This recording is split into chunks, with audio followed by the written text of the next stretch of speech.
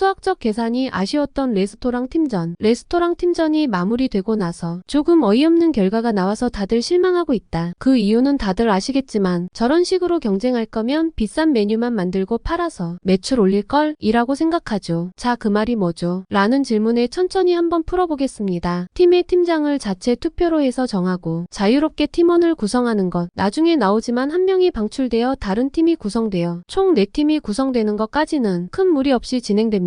다만 여기서 게임의 룰입니다. 총 매출 1위 팀은 자동으로 탑8에 올라가고 나머지 인원은 심사위원 선발로 올라갑니다. 그리고 300만원을 각 팀별로 지급하고 알아서 메뉴를 선정합니다. 재료비로 4팀에 총 1200만원이 지급됩니다. 메뉴 가짓수는 3개입니다. 그리고 운영시간은 2시간 30분입니다. 여기서 이제 그 다음의 내용은 아무도 모릅니다. 푸드코트에 어떤 손님들이 들어오며 몇 명이 들어오며 몇 명이 들어와서 먹고 나가고 또 들어올지, 그 손님들은 자기 돈으로 먹고 가는지 공짜로 먹는지 쿠폰이나 가상의 돈으로 결제하는지 등 아무도 모르는 상황입니다. 자, 그럼 여기서 각 팀당 300만원으로 식재료를 사서 2시간 30분 동안 판매한다. 그리고 총 4팀이 판매한다 가정을 하고 메뉴는 총 12개이다. 그리고 나서 메뉴와 가격을 해당 팀에서 정했습니다. 여기서 중요한 건 시청자들은 지난 예고에서 20명의 먹방 유튜버들이 나온다고 알고 있는 상황. 그래서 각 팀에서 전략적으로 들고 나온 메뉴와 가격을 봤을 때는 아무리 대식가 유튜버들이라도 2시간 30분 동안 20명이 먹는데 당연히 20만원짜리, 10만원짜리로 메뉴를 구성해야 하는데 왜 저렇게 저렴하게 구성을 했지? 그렇게 해서 재료비 300만원이 소진되겠어? 라는 의구심을 가졌습니다. 사실 최연석 팀의 캐비아 알밥 천국 58,000원, 트러플 금가스 36,000원, 랍스터 마라 크림 짬뽕 42,000원이 공개되었을 때 저는 재료비 300만원이라고 공개했을 때 보통 재료비의 2배가 판매가 정도 되니까 600만원 정도 매출 나오면 완판되고 1위에 가깝겠구나 라고 예상을 했습니다. 그래서 메뉴가 3개니까 메뉴당 200만원 매출을 찍으면 되겠네 라고 솔직히 그것까지 저는 생각했습니다. 그래서 최연석 팀의 메뉴 공개되었을 때 대충 45,000원 잡으면 100개에서 150개를 만들어야 하는데 2시간 만에 가능할까? 600만원 매출을 목표로 하기엔 가격이 살짝 저렴한데